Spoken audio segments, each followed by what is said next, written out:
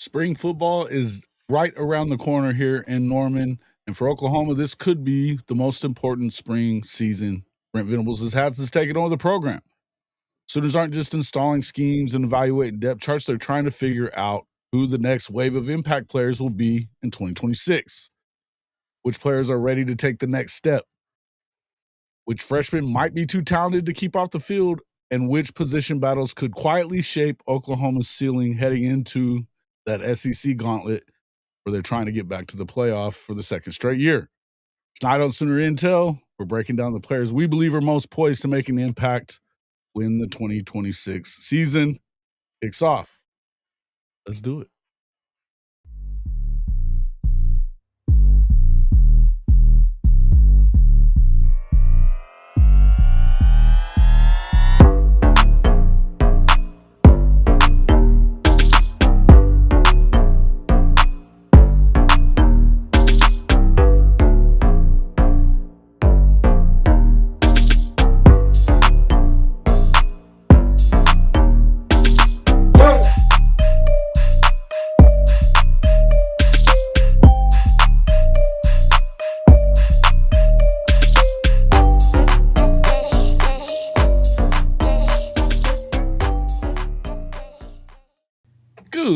Good evening, and welcome back to Sooner Intel. I'm your host, Jason Watkins, along with one of my co-hosts, Mr. Mason, Kchris Mason from Sooners 360. Kchris will be along shortly, I would imagine. But if you love Sooner football, you know you're in the right place. So before you forget, smash that red subscriber button, like our videos, and don't forget to ring the bell so you don't miss a moment of Sooner Intel. Mr. Mason, welcome back into the show, sir. Good to see you.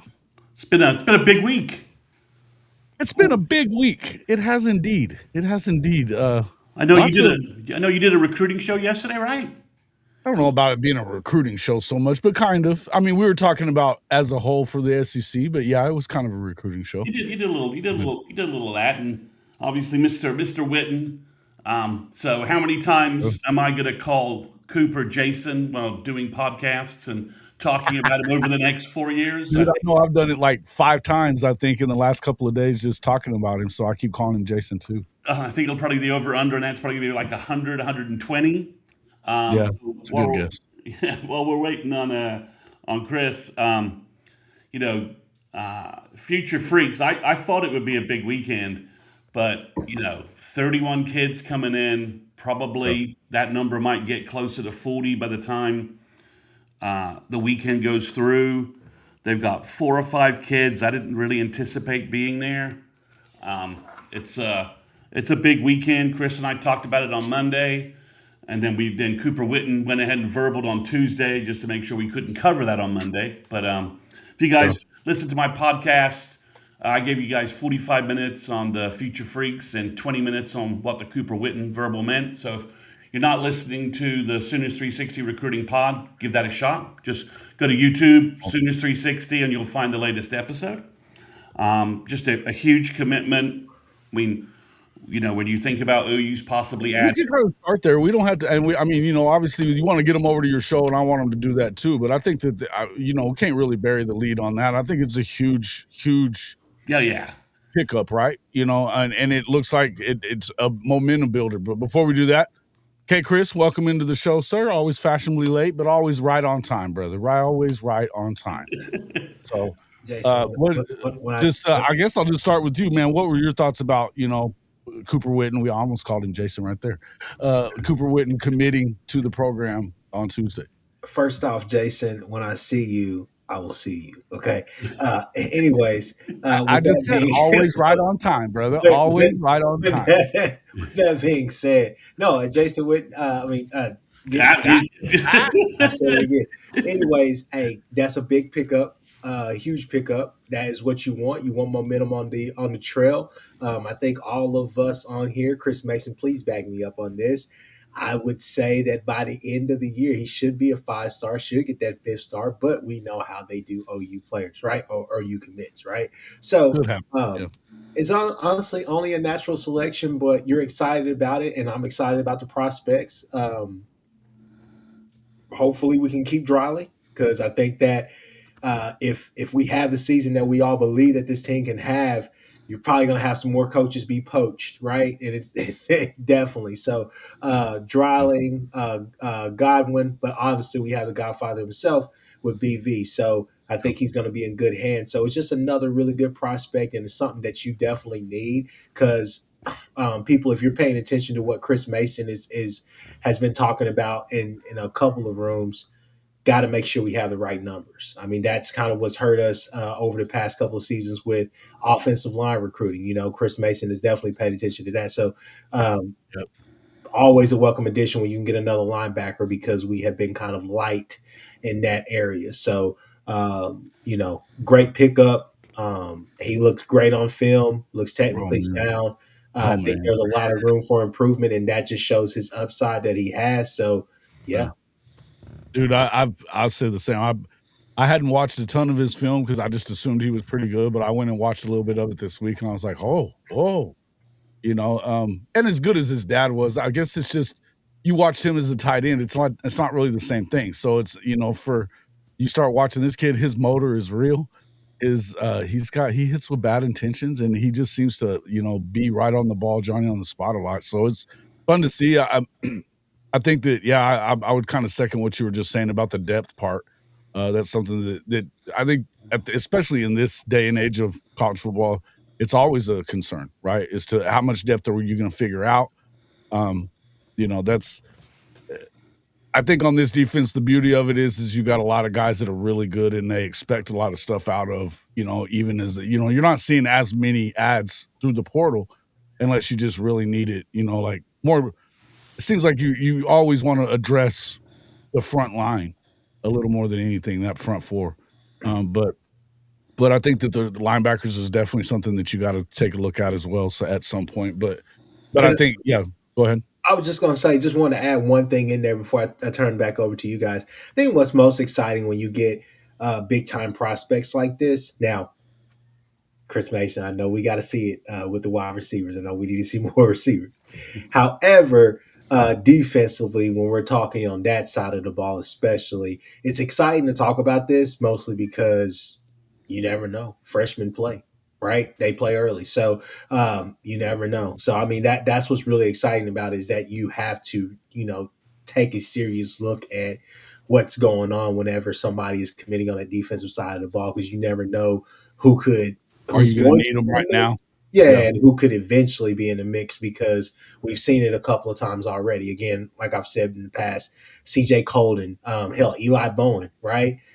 Maybe not your household name first snap of the season, but by that probably third, fourth game, here they are, getting reps. We And knew who Cortland Guillory was real early on in the exactly, season last year. exactly, exactly, That puppy bit. exactly. Yeah. So One thing I think that can be a little overlooked. I think maybe nationally or at other places yeah. is you have to factor in what a potential 5-star All-American linebacker means in the Brent defense. I mean, there are other defensive schemes out there and defensive coordinators where good linebackers are important. But when you talk about the way Brent coaches and the way he could use someone like Whitten in terms of matchups and versatility, and you talk about the OU defense and how whenever OU's great at linebacker with Brent, OU's generally a great defense. I mean, there are coaches that you give them great linebacker tools, and maybe they get 80% out of that, but you give Brent a 5-star All-American team captain type kid like this, and Yeah. the ceilings, blow it out, blow it off the roof, whatever cliche you want to use. I mean, Well, yeah, because it's you think about like Danny Stutzman being, the great player that he was, but he wasn't as highly sought after. I mean, he certainly wasn't a 5-star guy, right?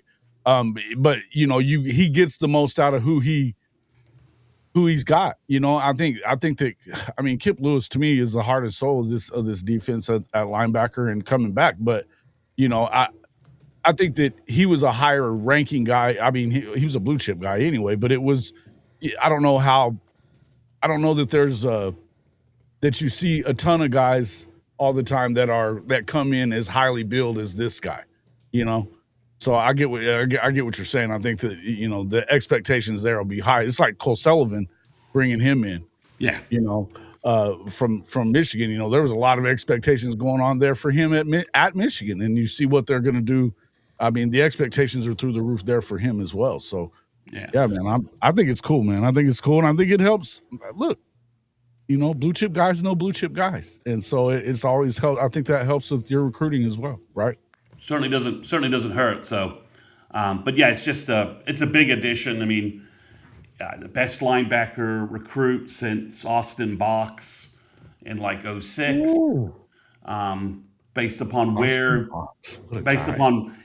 upon where some, I look back, Caleb Kelly is probably really close to that as well. Yeah, But yeah, it's just a big addition, and like I'm sure Tennessee fans are the sane, rational group of fans that they are understanding why they've lost a legacy 5-star defender who could have been the leader on their defense. I'm sure they're completely at peace with this. yeah, no doubt. Well, Let's get into what we were wanting to talk about. Obviously, coming into you got a couple of weeks away from now, a couple of weeks away from the open of spring practice season. Ought to be. I think there's a lot of guys that you're ready to see take that next step forward. Become a team leader, or kind of burst onto the scene, even as possibility of being a freshman that does it. But Mr. Mason, tell us how you feel like we should kind of bring this out. Let's talk about some spring breakout players. I asked you guys to kind of do some spring breakout guys. And what I sort of meant was sort of a returning player, any classification. And this is kind of my Taylor Wine Award winner kind of category, right? Like, Got it. we saw Taylor Wine and we heard a lot about Taylor Wine, but I don't think any of us really expected that. I mean, we heard all about him, but for him to break out to that degree and be that kind of a star, I think was pretty shocking. So that's what I'm talking about. We got a lot of guys that are in second and third year, and development seems to be going well in Norman. So it's kind of we talked last year, I know, especially on Sooner Intel, we were worried that OU didn't add a cornerback from the portal. And we talked a lot about OU sort of betting on themselves, betting on their young talent. Mm-hmm. So that's kind of one of these things too, talk a little bit about like, well, I would have liked another guy in the portal, but, maybe we need to think about who are the breakout guys that the coaches know more about where these guys are about to go than certainly we do. So that's a little bit of kind of how I wanted to frame it. So, Okay. I'll kick off with my first round pick. And one area where everyone has been a little bit concerned is the defensive line, right? OU loses Grayson Holton. They lost Marcus Strong in the portal. Dominic Williams, obviously, is going to the draft as well. So OU lost, 3 guys from their D-line rotation. Obviously, we know Stone and Jaden Jackson are back. But I think, a lot of OU fans are very concerned about D-line depth and what was going on with the D-line. So I'm going to go with, I think Trent Wilson is going to have a breakout season. He's going to be the 3rd or 4th guy in that rotation, and we're going to be talking about him as a dude. This is one of these guys. Okay, Todd Bates did it again. We need to just sit back and just wait for Todd Bates defensive tackles get better every year. And I think Wilson has the potential, I thought out of high school, was just outside the David Stone kind of territory.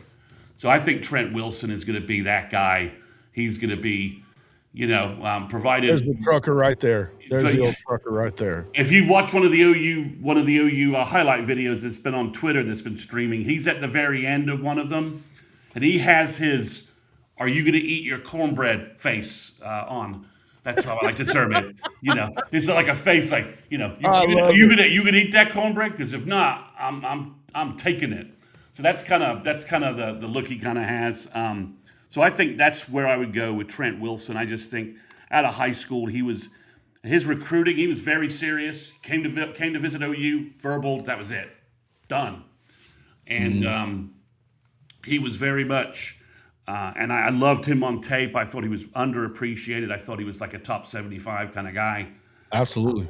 So, and Yeah, you just see him I saw him like at the Alabama game where they didn't dress him out, but he was just standing around with the D tackle guys, and he's freaking huge now. I mean, he's probably 6'3", 310 easy, and I think that's my first pick is Trent Wilson, and it fits that whole mode of. I think he's a big reason why OU didn't go crazy trying to offer a bunch of money to some average defensive tackles or some guys who hadn't necessarily met their press clippings as high school recruits.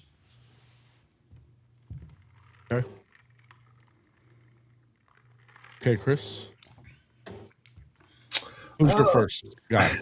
Well, obviously, as we talked about, said returning guys, I say Danny Okoye. I got to put him up there. Y'all know it's my guy.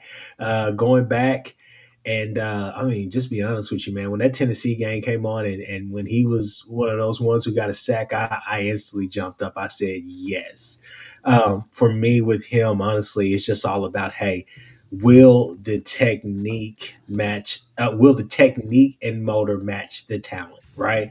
I think out of everybody, even Taylor Wine coming back, I think that this is the guy that could take over for RMT. Like truly, I think that we went into last season saying who's going to be that second guy, that guy on the other side that can be disruptive. Was it going to be Marvin Jones Jr.? Was it going to be Taylor Wine? Who was it going to be? Could it be Okoye? And I think that you saw that, hey, you saw glimpses, you saw flashes of what this kid could be. So definitely got to give him a shout out. I definitely would say that he gets the nod. I think that we are in good hands, especially with PJ and Taylor Wine. I think Taylor Wine is going to be phenomenal this year. I think that he's going to take it up even another step. Guys, it's still just crazy to me. One thing me and my uncle we always would say, especially him, he said, man, hey, don't get me wrong.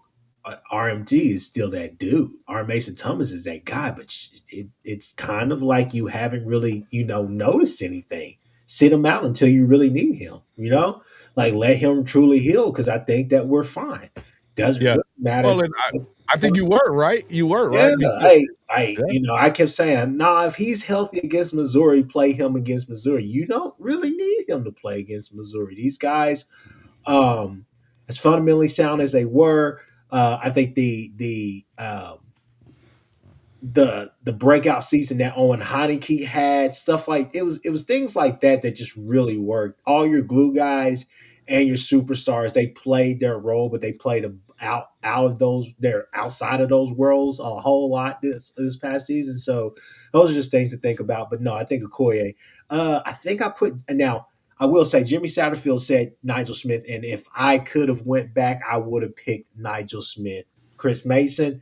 Don't go with two, just go with one. We'll go with the second one in a minute. I know Trent Wilson's your guy. We'll just say that would be my second one. But my second one probably be James. I think I put James Nestor, right? I just said don't say your second one. Oh, my fault. I wasn't. Anyways. What's the matter with you? If well, which one you want me to go with, Jason? It's my turn right now. Damn.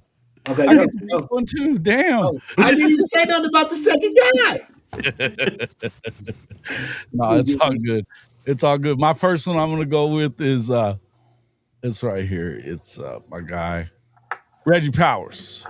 I'm a big fan of Reggie, and I mean, look, I think you could kind of say both the guys that I brought in had points of the season where we felt like they were breaking out, right? This one, obviously, the biggest play that you saw from him would have been that monster hit that he had in the South Carolina game where he just decleated that guy, and they tried to chuck him out of the game. Turned out it wasn't a bad play at all. But I'm a big fan of Reggie. I think that the cheetah position, and talking to his dad a little bit over the last couple of years, this is a position that he was kind of made to play. He played it in high school. This isn't really new to him. He's got hits with bad intentions. He seems to dissect everything. High competition guy. Just what you would kind of expect out of that safety room after the guys that he kind of learned from. You know what I mean? Coming in, you've had leadership there for the first 2 years that he's been in the building. And then, of course, watching the other cheetahs, guys like Kendall Dobie, even that just like really excelled the year before he got hurt. I just think that it's, and then of course Kendall Daniels this past season, along with him making plays at times as well. But I like Reggie. I think that he's a big breakout guy, waiting to happen as one of them for sure. Yeah, I mean, you can definitely see that cheetah position sort of opened up for Reggie to have a lot of playing time and big impact, right? I mean, with the loss of Daniels, Dolby, Jeremiah Newcomb obviously didn't get a chance to really play much or establish much there. So, it's definitely Reggie's position, and what he brings to the table in terms of his skill set, I think makes our defense interesting for 26. And I mean, he's not 6'5", 245, but he gives you some different things, and he just presents some different challenges for opposing offenses if he's out there along with our other safeties and other cornerbacks in the linebacker group we have. So and he's that third year guy, right? And it just seems to be on defense that third year guys really just sort of click. We saw that, as Kchris was mentioning, we saw that last year that the third year guys really kind of got going a little bit. So on my second pick, I went with obviously a biased pick here, maybe a little hopium here. I'm going with Daniel Akinkumi.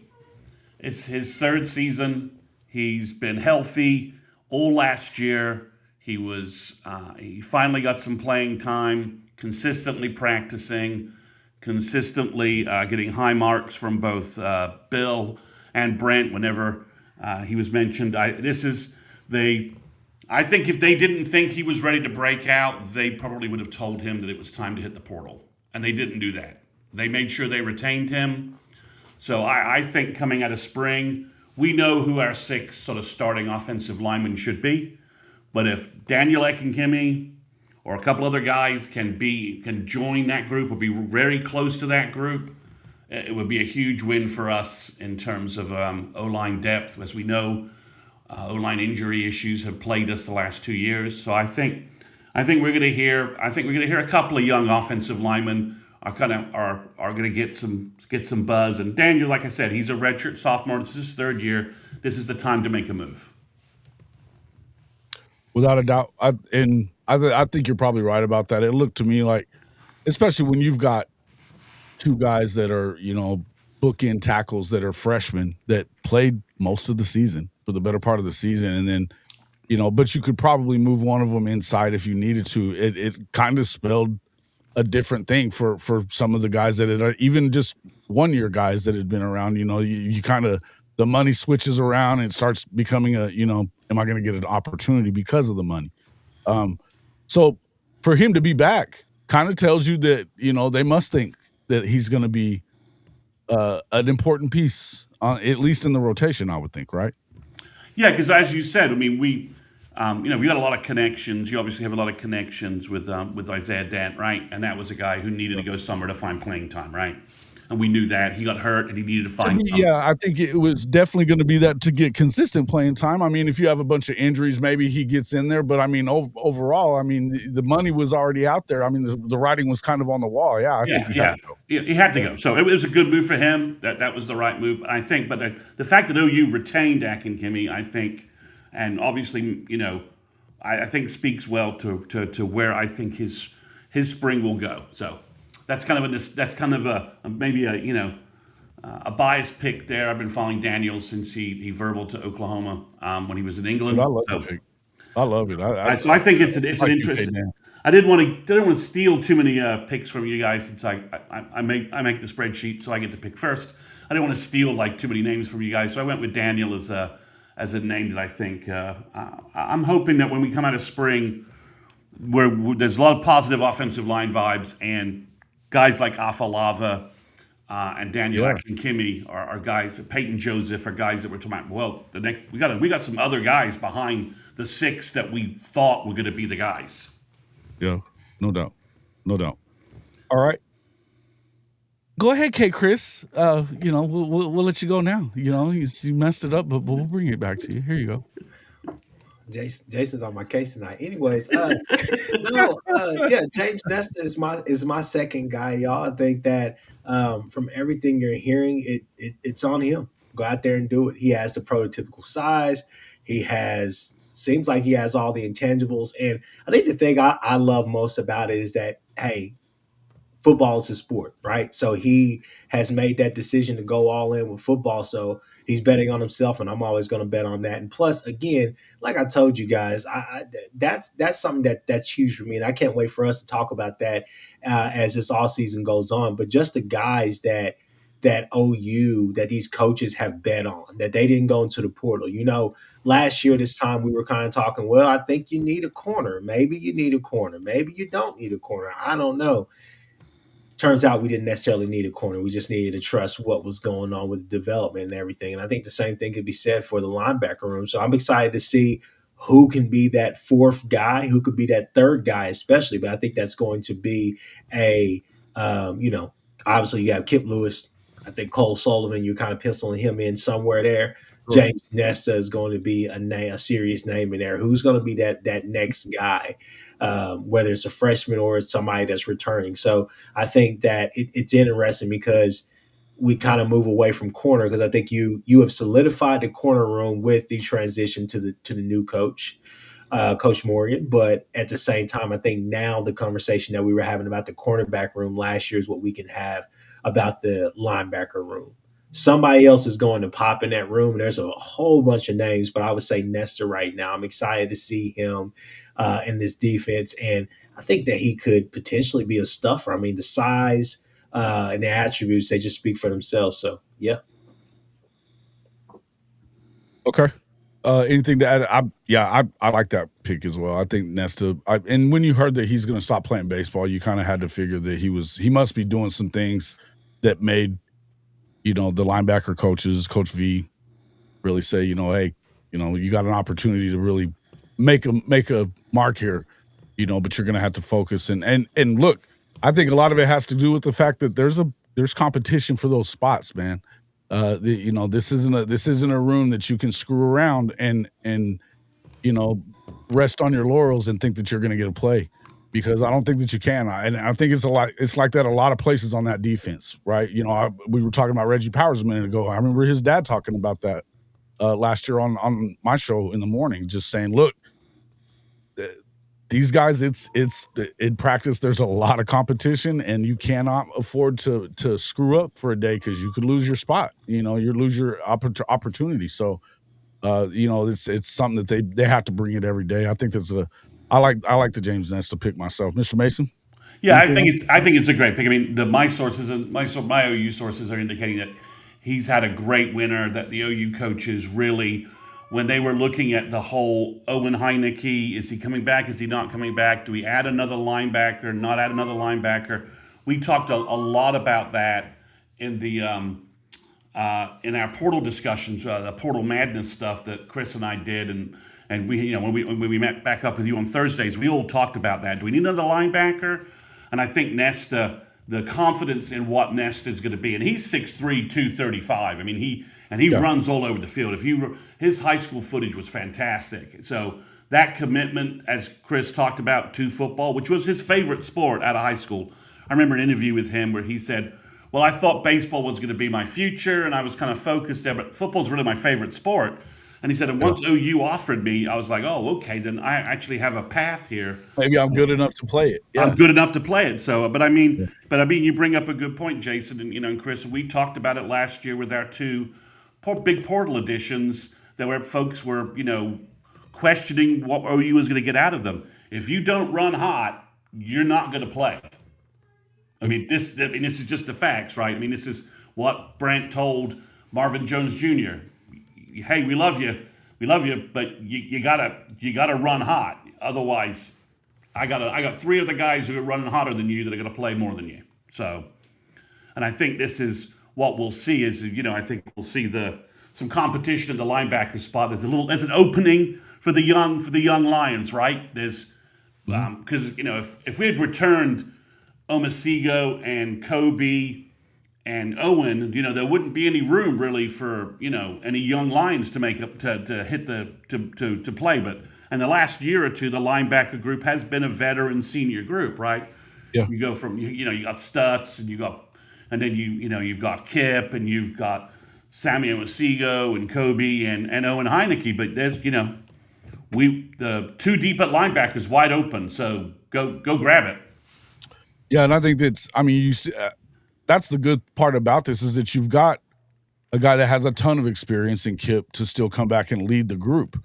And then you've got Cole Sullivan, who's had some experience. Obviously he played quite a bit at Michigan, and he proved to be a really good player. But then you've got guys that their experience is minimal, but what you've seen from them on the field at practices and stuff like that tells you that they got an opportunity to be important for the team. I think the same is true for like my next guy. And I this one, everybody's going to know this is probably a little bit of a biased pick, but I think everybody's been waiting on it, and it's Michael Boganowski.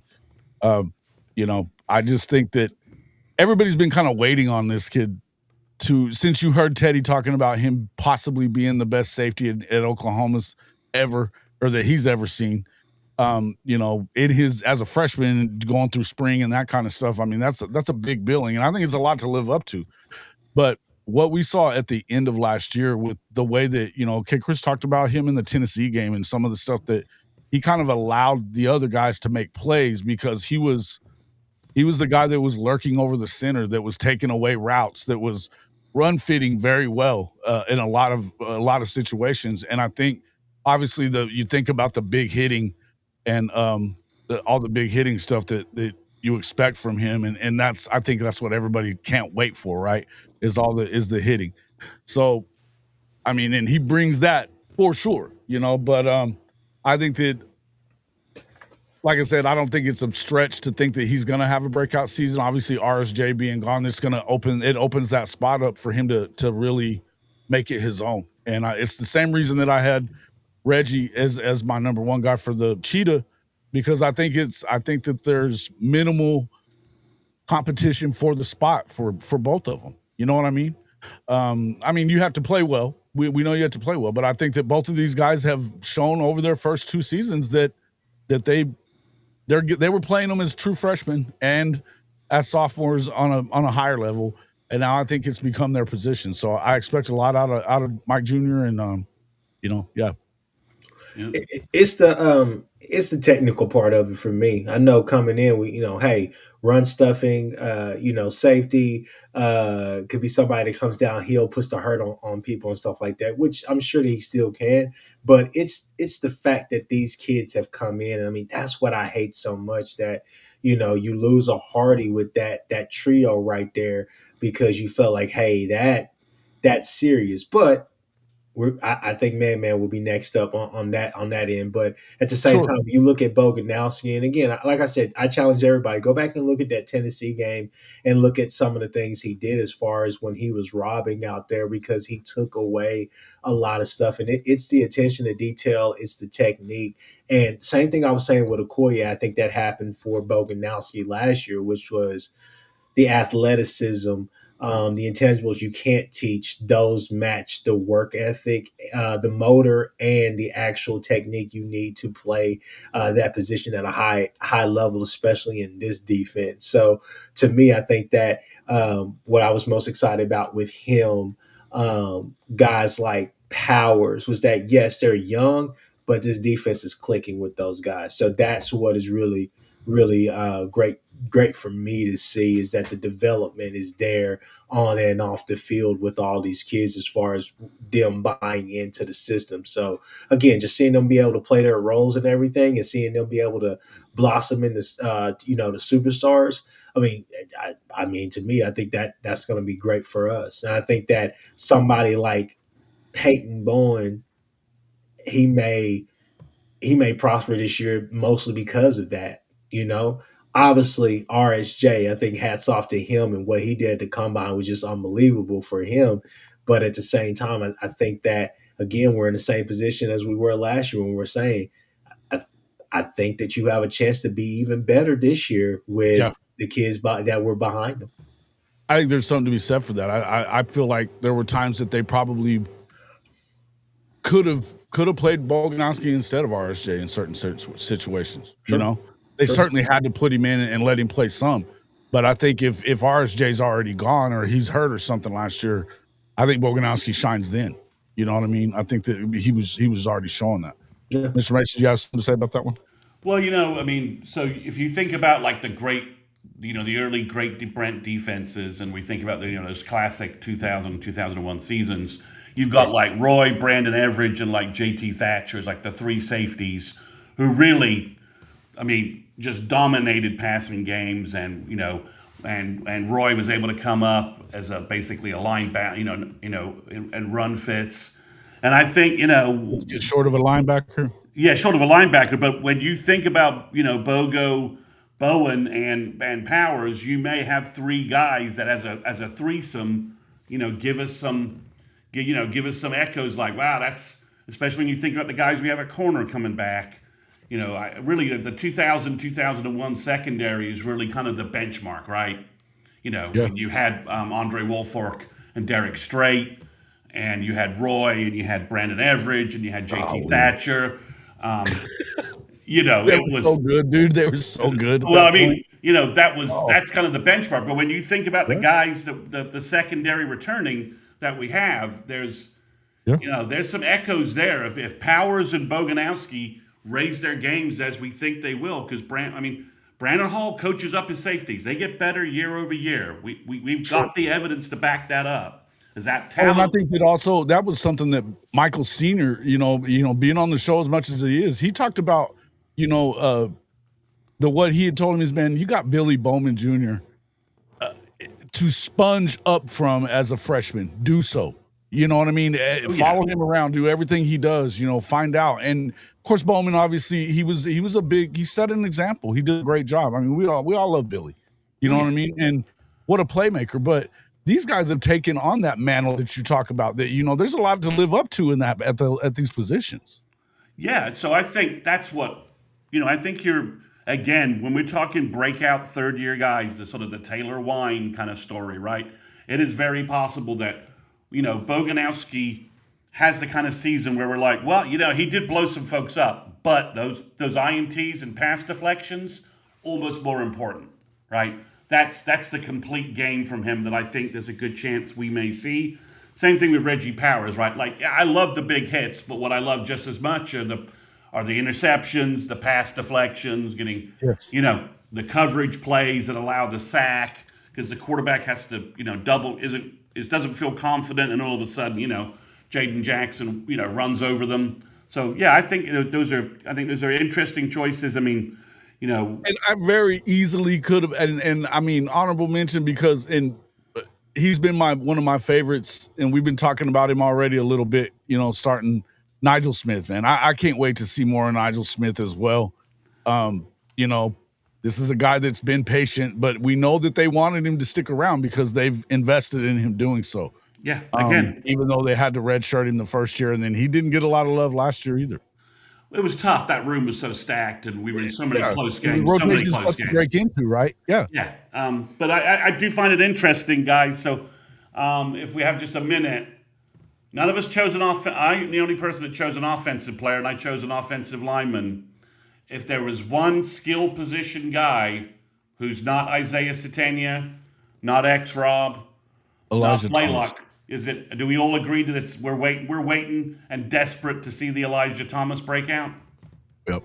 I almost picked him too, but when I asked some Sooner fans this question today, that's the name I kept getting. It was Okoye and Elijah Thomas. It was, bang, bang, bang, bang. So yeah, I think Elijah Thomas is everybody. I mean, it's almost to the point where it's, mythology, when they start the things that they talk about. You remember going back and watching some of his film from high school, and then the stuff we've heard about, and he wins the dunk contest last year, when they were messing around in the spring and stuff. Well, and then EJ says he's like, the Redskins. He says that's the guy who reminds me of the Redskins first round pick from LSU that was the old rookie guy that hurt his knee. Malik Neighbors, right? Is that right? Malik Neighbors, yeah. And that's what when your position coach compares you to the offensive rookie of the year. Sure. I mean, that's the expectation. But yeah, I think I'm with you guys that we need That's a what lot. it is for me. That would be if I was looking at a guy for that's been here already to break out. It'd be him. Yeah, that's the On name. the offensive side for sure. That's the name we're all kind of looking at. So, well, Yeah. guys, Guy like Jimmy says, BT's an alien. we just need to see him, burst out of someone's chest and I love that one. We just need to see him be the xenomorph on offense and tear up some defenses. Is there any other, and one last chance, any other names that you're like, as we discussed this, you're like, I can't believe that he's kind of my, okay, Chris, we'll give you a chance for one more name, just one more name that you're dying. On an offensive guy, you're saying, right? It can be wherever. Can be wherever. Okay.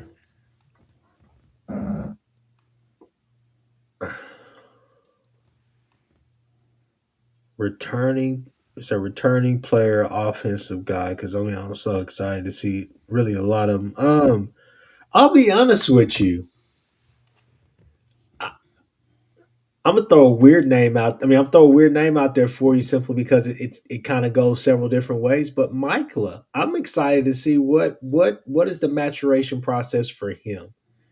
Is that Nitta's job now with him coming in, or is Michaela the guy that can take center to a different level? Because he played really good football down last year, but I think we're all trying to see, will he be able to take that next step and pass pro perfectly fine. But I think it's the run blocking that you're like, hey, there's still a lot to be desired there, right? Yeah. So I think that, to me, I think that's the question, and that's what I'm excited to see, because I thought that he gave us the athleticism, the length that we needed at that position. And again, Nitta is undersized, but Nitta has played the position. So I think it's one of those things to see kind of what does that situation look like. That's something that I think we should I definitely. think you need him to be a breakout guy, don't you? Yeah. And Nagy, when he was brought in, was like, this guy's a day 2, day 3 kind of NFL guy. So there's a if he can get his strength and get that, he came in late. So if he can put on, strength and conditioning can kind of get him going, I think that's a good call, Chris. Yeah. Hey, Stephen G, I think that I just said maybe it's important for one. This one's damn sure important for him to be a breakout player this year for Oklahoma, without a doubt. Yeah.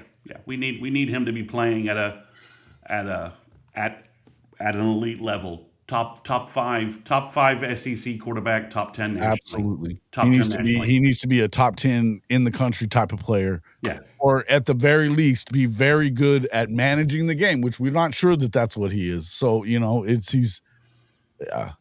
think, man, this is a fair Stephen G. This is a really, really good comment, man, on your part. Well done.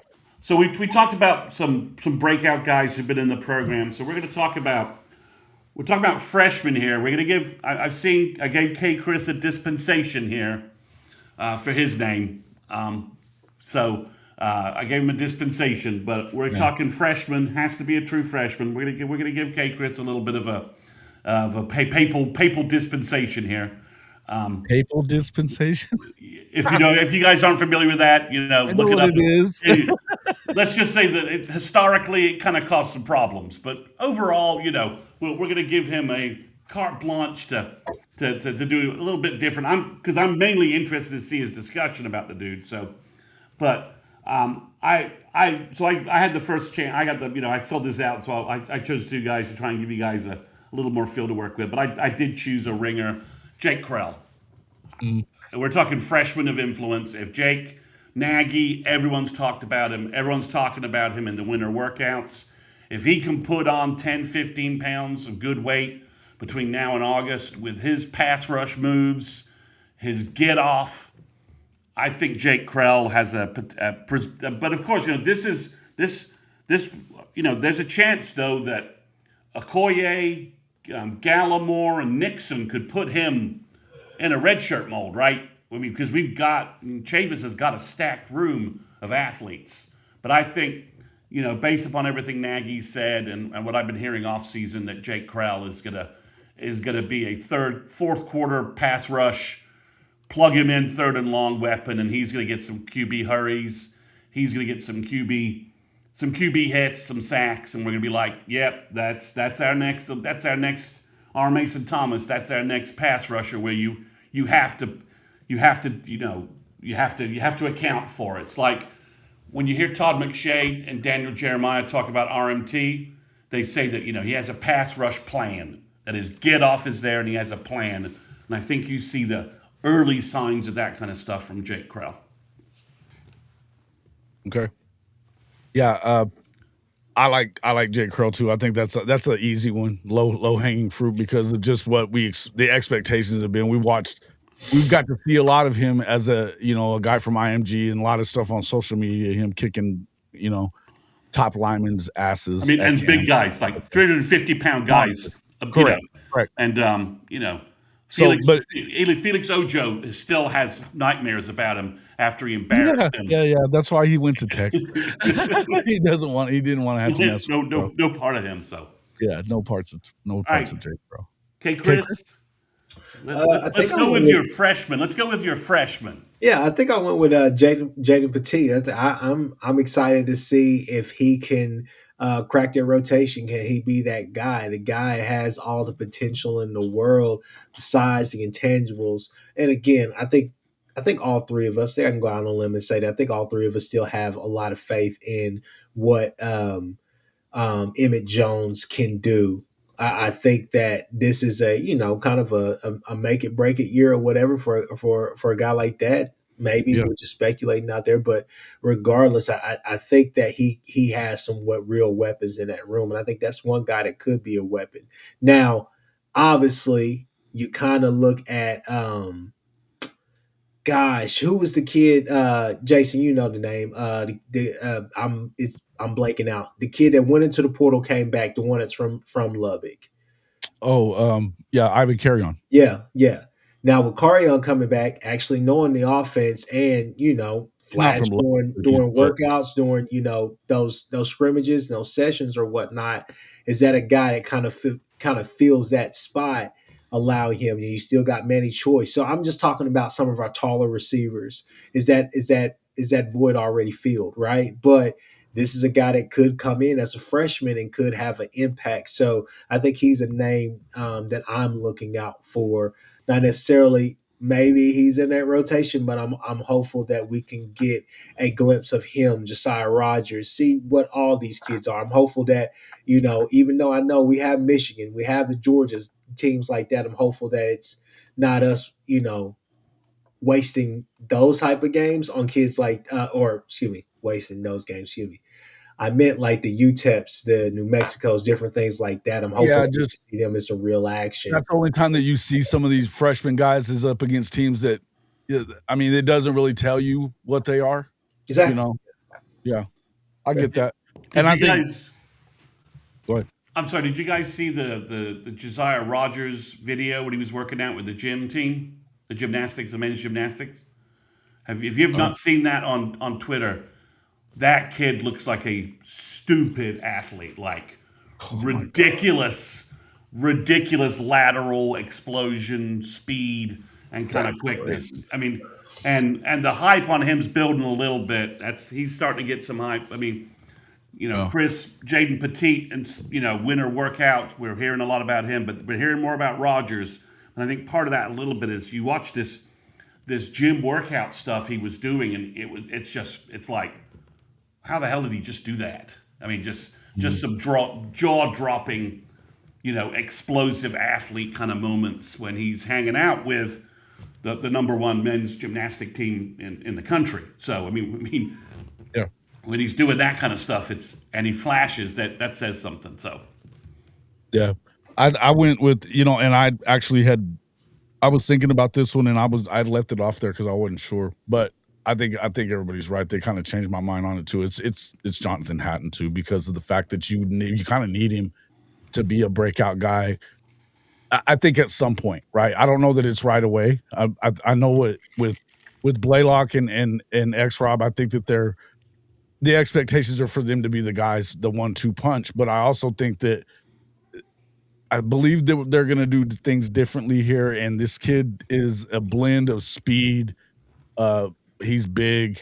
He runs through trash. He can do a lot of things. Samaje Perine is the guy that keeps coming back to mind whenever I think about Jonathan Hatton, and I think that he's going to be a stud, man. I just think he's a good player. I also think you probably better play him and find out, because he came to Oklahoma because of DeMarco Murray, and and they flipped him because of DeMarco Murray, and then DeMarco's not here now. So if you don't find out what he is, you probably don't get to find out what he is. So, but I like him anyway. I've liked him from the start. I keep going back to what you said. I think it was right after the season was over with about, if your dog's going to bite, he'll bite as a puppy. And that especially works for running backs. And I think that, we've seen that in the past, right? So I think Hatton's a good call on that. What's up, Unc? Yeah, I think, and he's having great workouts. Walker is getting a lot of pub because of how good he looks too. And Sure. I think we both realize that there's a good chance Hatton and Walker are going to get a lot of run in spring, right? You don't need X-Rob and Blaylock re-injuring anything. You want to give those young freshmen a lot of run. So I think there's a good chance one of those two freshmen probably starts the spring game. Do you think that there's going to be some level of, with a new running backs coach in the building? Do you not want to say, if you're Blaylock and X-Rob, you kind of have to show something to him a little bit, don't you? I agree that I think McCullough that adds an element to it. I just don't know, Jason, and maybe we'll hear more next week when they do the press conference, introduce all the new people, and kind of do the pre-spring press conference stuff, and then they're going to take a week off for spring break, and then start spring practice. I think like on the 23rd. I think that's what makes they're going to go 3 straight weeks. So as I understand it, I think it's just uncertain where X-Rob and Blaylock are with their rehabs and what they're ready to do, and you need to make sure that you're giving them the runway to get healthy, because like I said, you've got Avant who needs to learn the offense. You've got 4 or 5 running backs that you can use for spring to get the reps and do what you need, and crash course, toss them in the deep end of the pool, see if the puppy bites, right? See if Walker and Hatton. So I think there's a good chance that Walker and Hatton could be the primary running backs with Avant in the spring game. We'll see. If Brent says no, Blaylock and X-Rob are completely ready to go, then okay, that's different, right? But and I also think, if they are changing some things up, it may not be as cut and dried as you don't need to see them at all. Right. But I think you probably don't want them getting banged up a whole bunch in spring. I would say that part. I would agree with you there for sure. Right. Yeah, so we'll see, but I think it's again, he's been as advertised, and I think obviously the McCullough transition will be interesting how to see. But if I'm McCullough, I think I'm having a heart-to-heart with Hatton about. Did you just see the 2 Notre Dame running backs go 1-2 in the draft? They're my dudes. You have that ability. So fair enough. Let's. It would be one again. This is why this hire was such a slam dunk, right? That it was absolutely. We talked about it last week. I agree. 100%. It's such a slam dunk that you're just psyched about the running back room and the transition going forward. There's not a lot of questions here. They hired the best guy they could possibly get. And don't get me wrong, there's definitely flack you can give BV about certain decisions that have been made, but kind of going forward, especially since like the Latrell, that whole thing kind of came tumbling down. I think that the level of hires, obviously we could, Joe John and stuff like that, but I think the level of hires that he's made these past couple of seasons have, and I think it's paid off. I think, he bet on Chavis, and I think Chavis is now really coming into form. And again, DB room and DN room, because where that was at, obviously we have that 1 year, or I guess you could say we had, um, um, what was it? Well, they weren't getting the recruits right away, right? They weren't getting the guys that everybody wanted to see them get. Yeah, I mean, out of Isaiah Thomas and that crew when on the edge, like they were pretty good. Benito coming off that edge, like those guys were really good, and that was like the only year out of that Lincoln Riley era that you felt like, hey, we got dudes right that are living up to the billing, but um, I just think that those last couple of years it just wasn't there, honestly. And I mean, just coming with BV now, I just think the development has been there, but the coaching, the level of hires that he's made have been tremendous, and they've done work. And I think he's surrounded himself not just with guys, but he's went out there and got head coaches, guys who have been defensive coordinators. And hell, we want to really, I mean, if we're just being real, we got Notre Dame running back coach, but we got an NFL running back coach. Genty finally got going out there with the Raiders, and he started to actually flash and show why he was drafted so high. But that's a guy right there that you're like, hey, I kind of forgot about that part too. And Genty was looking really good at the end of the year. Not to derail us, but I think this is close to the strongest top to bottom OU staff. If Arbuckle proves he can make offensive changes, improve quarterback play, I think top to bottom, this is, from a recruiting standpoint, I think it may be the best recruiting staff we've had in forever. Top to bottom. And I think coaching wise, it's pretty damn. They got to prove some guys. They got to prove it on the offensive side, but overall, I think it's as strong a staff as OU's had in a long time.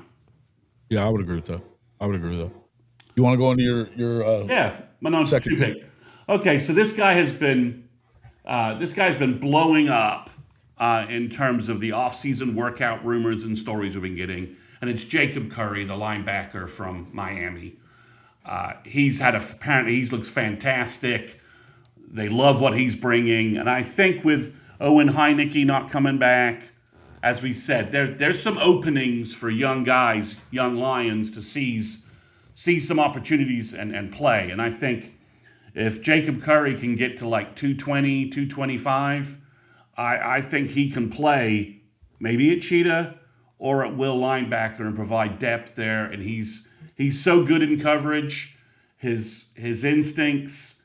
I think in spring we're going to be hearing a lot more about Jacob Curry, and he's really going to push to get in that 4 or 5 linebacker, that linebacker group.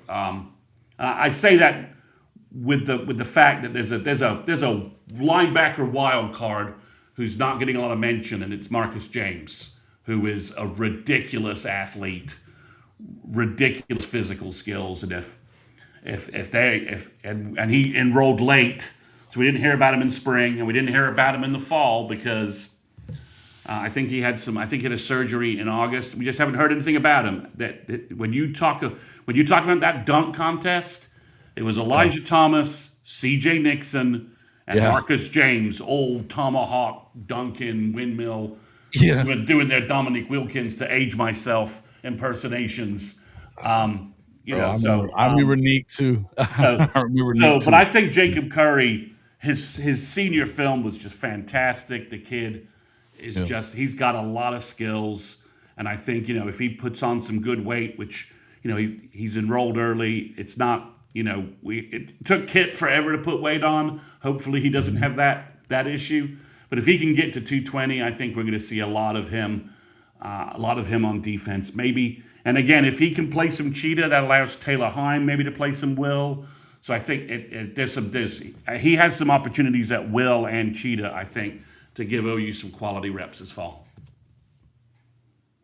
Okay. All right, Kchris, we've got your freshman, but so hit us with why this was your guy. Do you want me to go with that, or you want me to skip me and go to Jason? I'll pick a different person. What you want? No. I think Well, he didn't play, so I mean, he didn't play really. So he hasn't really played at Oregon, so he's practically a freshman. So tell us why we'll let you make a third pick after this. Go ahead and tell us why you chose Dakota Field. I go with Dakota Field simply because I think he's going to see the field. I think that it's a kid that has some measurables and some intangibles, And as long as he could pick up what he needs to pick up, I think that this could potentially be a kid that I don't necessarily know where you see him. Could you see him at safety? Could you see him at DB? I know probably DB right now. It looks like the spot, but could this guy kind of sneak into that cheetah spot play whenever you need a cover guy out there for Powers if you need to get Powers a spell? I mean it's a guy to me. I just think that it's the intangibles, man. And I mean 6'2", all of those things. Been in a college program. How dedicated was he? That's a question to still be answered. But watching the interview with him on One Oklahoma and all the rest of that stuff, Yeah. you kind of look at his body language and everything, and you could tell he's relaxed and he feels like he's in a good space. But you see him and you say, I see somebody who's hungry. I said the same thing about Okoye last year as a freshman. Saw him at Red River. And I As a said, true freshman, he was hungry. Okoye was. He was, chomping at the bit to get on the field. So this is a guy here that I think he has a chip on his shoulder, something to prove. He knows that he was highly recruited uh, out of high school and all the rest of that stuff. So I think that he has a chip on his shoulder to try to live up to that. So this is a kid I think that could potentially get out there on the field. We shall see, but that's somebody that I got my eye on. I mean, high school wise, he was a top 100 player in the nation. I mean, his measurables are exactly what you're looking for in terms of a DB to be, today's DB, 6'2", 195. He's got track times that prove it. If he can get redirected while at Norman, and I think transferring as that kind of wake-up call, right? And he knows Stacey Ford is kind of a mentor for him, I think, which I think helps. He could be interesting. All right, okay, Chris. He's technically a redshirt sophomore this fall. Yeah. So let's give you a chance to give us another freshman. Well, you want me to go? You want me to go through? I'll go ahead. We'll go to Jason, then we'll come back to Kchris and actually let him choose a second freshman. And it's somebody that I know that I've been hearing some things about him too over the early winter workouts and that kind of stuff of being a dog in the weight room and just having the right attitude. He's loving being in Norman as well, and it's Christian Moore. He was kind of a sleeper guy. I know that they kind of were trying to hide him as far as being their interest in him, but we talked about it. We've talked about this at length. But I've had him on twice on my show. But this is a kid that appears to be picking up what they're putting down for him, and from everything I understand, Nate Dreiling loves him, and it just seems like there's another opportunity for a guy that, a linebacker guy that there's a reason why they didn't hit the portal so much is because some of these guys are showing out early. I mean, he's a run through the wall guy, right? I mean, oh yeah. Brent says run through that wall and Christian will knock that damn thing down. Megatron, it is. It's Megatron. Yeah. So yeah, he's not afraid of any of it. So I think he's expecting to come in here and have an opportunity a little bit. I don't think that he's, not demanding anything. I think he's going to work for it. But from everything I've heard from people back in Alabama, even that know him well, is that he's doing very well and loving it out there. I think that's he fell in love with Oklahoma the first time he went out and got to visit last year during the season. Well, and that summer camp session was kind of revelatory for him, right? Like, okay. Yeah. I can play linebacker, and your coaches are like, well, who is this kid? Because they certainly didn't invite him. He showed up. Right. I do think when, Nagy was on did a recent interview with Dari, and Dari was kind of saying, who are the freshmen that are going to start? And he's like, I can't do that, right? He goes, I will tell you this. He goes, we acquired a number of violent, physically violent players. Great and kids. Violent is very, very apt for Kristen. And he said, great kids, but physically violent guys who were going to star on special teams. The linebacker group are all, these are guys with bad intentions and are physically violent. And he goes, and I don't mean that in a bad way. I mean that in the greatest way possible. So, Bojandro, again, can he just stay healthy?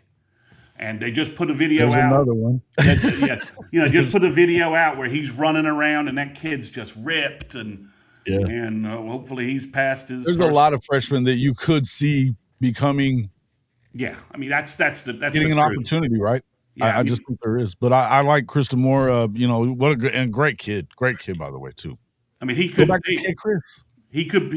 You're right. It may be Jason that it's special teams. We're like, oh my god, he just blew up that guy. He shows out in year one. And by the way, though, that's a great thing.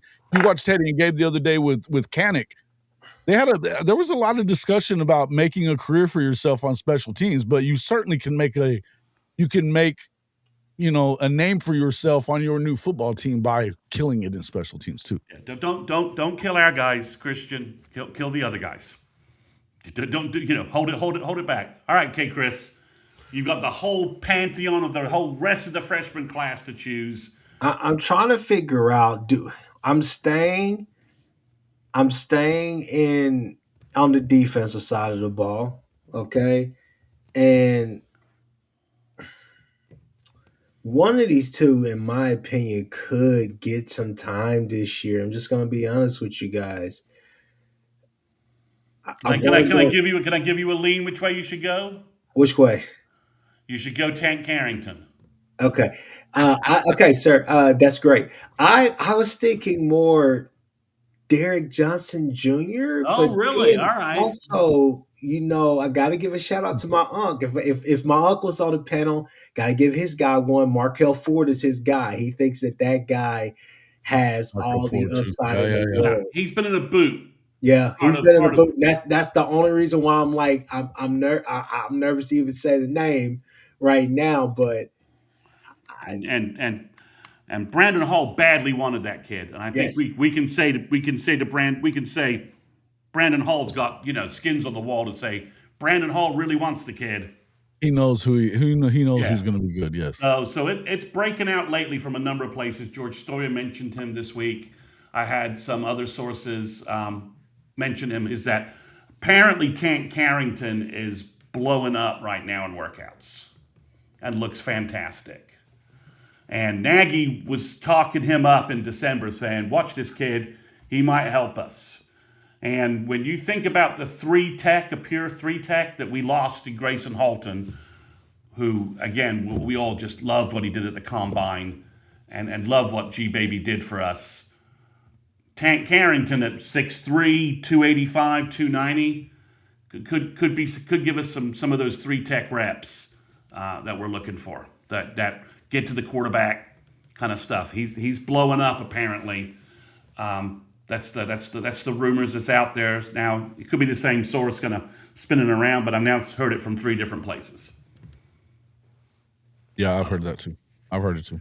So, but yeah, Kchris. And I've heard the same, like I was saying about Nigel Smith, that's where I was feeling about Nigel too, is that, that he kind of was that tweener, kind of like G-Baby, that you're not expecting him to be a 300-pounder really, maybe 290, maybe 285, but that way he's going to be, I think he's got the ability to kind of move in and out a little bit as well, but And he leaned up. He leaned up his senior year. He was like 6'5", 265, 270. So he had kind of 255 range. He had leaned up a little bit. So he told us on the show that he didn't want to be a 300-pounder. He said, he did. Yeah, same thing. I had a great interview with him. He was, I think I want to stay at defensive end, but I think his future, as we said, there's a reason why Todd Bates was not slobbering all over portal defensive tackles. He got one guy. They only wanted one guy, and they didn't kick the tires and spend a lot of money on anybody. Not big money. I mean, like there was a lot of big money. There were guys that people paid big money for, right, in terms of D-line. We lost the guy from Michigan State to USC because they gave him a big check. Sure. The guy from Penn State who ended up at Tennessee, he got a big. There were guys out there that OU was like, we've got Stone and Jackson. I don't need to spend money at this level, right? I've got my two. I've spent money there. So I think Bates is like, my young Lions are ready to eat. I've got guys ready to, both Smith and Wilson, cracking that that 2 deep, almost 3 deep at defensive tackle was impossible for those guys last year. I mean, even Marcus Strong, who was a third-year player, had a hard time getting reps. Yeah. And he only really That's the depth of that room, man. That's the depth of that room, and only that's really played when Jonathan Jackson kind of got banged up, and they really needed to cycle back his reps. So, and you know what's crazy too is we've talked a lot about the fact that in this era of college football, where the NIL and the portal and being able to move around like they can, to be able to build the depth like that in that room is pretty amazing for Todd Bates. and it's only draft day is only going to do Chavis and Bates more favors, right? Absolutely. When RNT and Grayson go in the second round, and Bates and those are the 2 guys they picked up at like the end of recruiting their first 30 days on campus. No doubt. That's February 2022 signees that Michigan and Oregon kind of walked away from Grayson. OU walked in there, and in 30 days, like 15 days basically, Miguel Chavis landed that kid. And then same thing with RMT, that they stole him from Iowa State. Yeah. And they came very close to landing the kid who started for Miami on their defensive tackle, who was their starting defensive tackle on that defense. They almost grabbed. No. No. Oh, no. The interior guy. I can't remember his name, but he was that close to verbally know you as well. So they almost pulled, like in 15 days, 3 legit NFL starting defensive linemen in 15 days, which is just a crazy recruiting story, and props to them. But that's and I mean, you've got Taylor Wine out here impersonating Chavis and stuff, and dressing like him and stuff just because they love him. I mean, these guys, they love him. But I mean, you guys tell us if you're watching the replay of this, and you guys that have been in here on the live stuff, it's awesome that you've been kind of giving us your breakout guys, whether they're freshmen or whether they're freshmen or whether they're seasoned guys that you're just expecting them to get more opportunity this year. Did we miss anybody here? Tell us the guys that you like the most to make a big impact this year. I could think of other guys. I mean, there's other guys. I mean, the power line, you go back to the power line, I think there's a couple of other guys that you could still see making a big impact here. So it's, I love what we saw from Wyatt Gilmore last year. I was fixing to say the same name. I was like, Wyatt Gilmore seems to be that he might be a Taylor Wine type of guy, right? That guy, when he was flying off the edge in the late fourth quarter time he got, I mean, I was like, damn, okay. Yeah. I'm like, all right. And, I had sort of had him penciled in to try and fix our tight end problems, because in high school he was a really effective tight end. Good block, fantastic blocker, just was eating kids alive. I'm like, man, we need, But it does mention, and we saw it from one of the guys in here is, I mentioned Marcus James, but C.J. Nixon is a name that is just floating out there. That's another one of those freaky guys that you're like, whoa. I mean, he's doing tomahawk dunks, and when you see him, I remember the picture of the Alabama win. Chavis has all the guys around him, and C.J. Nixon is basically, I think he's dressed out. They dressed him out because I think they needed to, because RMT was hurt. He traveled. I don't think they were going to play him, but they're like, we got to have another body because our Mason Thomas can't play. And you see it, and he's as big as PJ. And we like PJ. One of those stud athletes, man. He could probably play 3 sports. And and he's twitchier than PJ. We know that explosive stuff that he has from the basketball court. If he can get all that going, dude, he was such a good basketball player. Yeah, if he can get all that going in football, that's where I just wonder if Jake Krell can get in the field, because I think Okoye. I mean, I think we all think there's a possibility Danny Okoye has one of those kind of seasons where we're all like, college football sites are like, who is this guy? Where did he come from? Right? And we were like, we've known all about him. Yeah, it's like, and they've been holding him back. You know what I mean? They've been keeping the leash on him and not letting him play a whole lot. So it's like, well, I mean, he's had great guys in front of him. Explode. He's ready to explode out. He wants to play so bad. He was like that as a true freshman. He was pissed that he wasn't playing. Yeah, so I think that's the question on Krell, is that if Nixon and Wyatt Gilmore are blow up and play like they do, it's just like you may just like Jake, we're just redshirting you because because Okoye is. How do I take Okoye off the field ever? It's it's gonna be one of those jobs, and there's a chance PJ, there's a chance PJ's ceiling. There's still runway there. He's not a finished product. He's not. But it makes you wonder if that's why he wasn't thinking about getting in the portal. Yeah, like I need to be with Chavis. This development environment's finally clicking for me.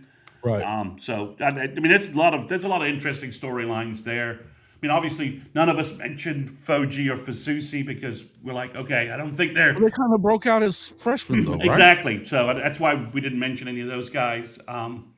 Yeah, I think it's there were a lot of elite athletes in last year's class that didn't play.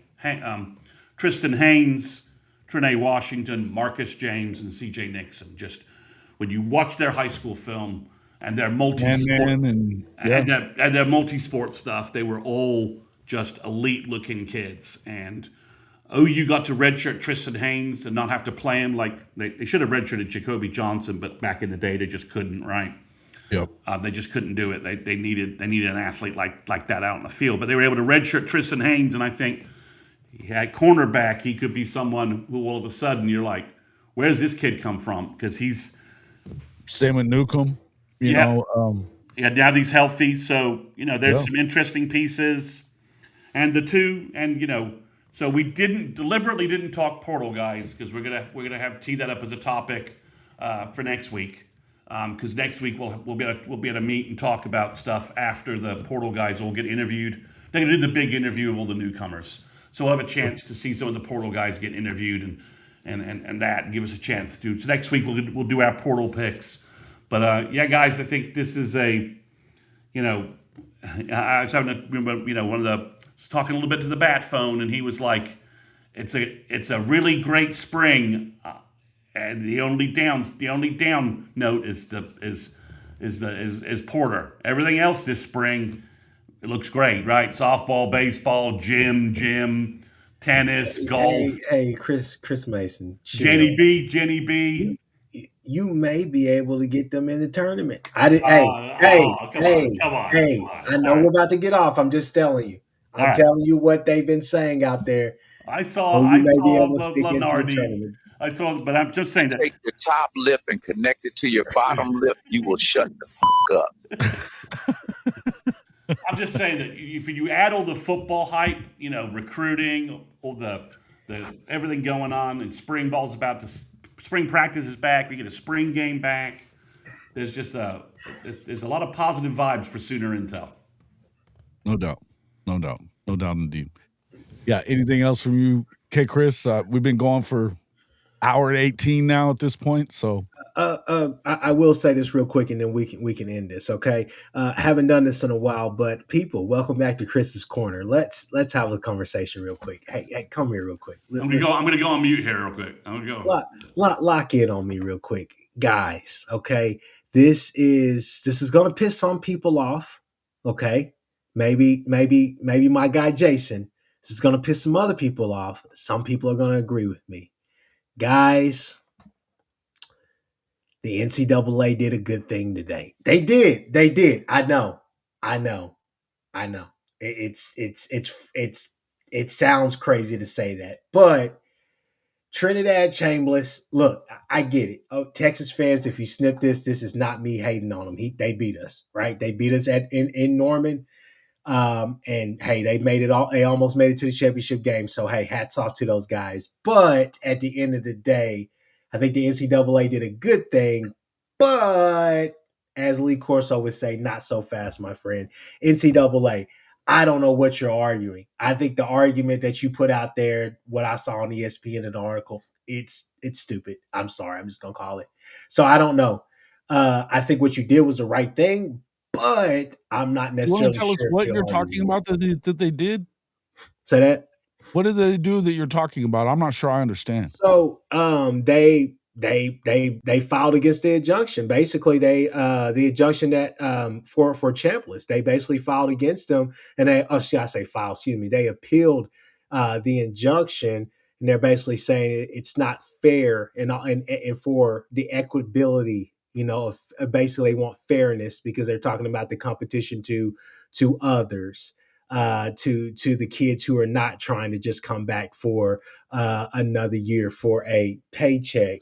They didn't necessarily elaborate on that. Obviously, it's an article. Maybe I need to go and actually listen to what they have to say. But again, it's the right move. They should appeal it.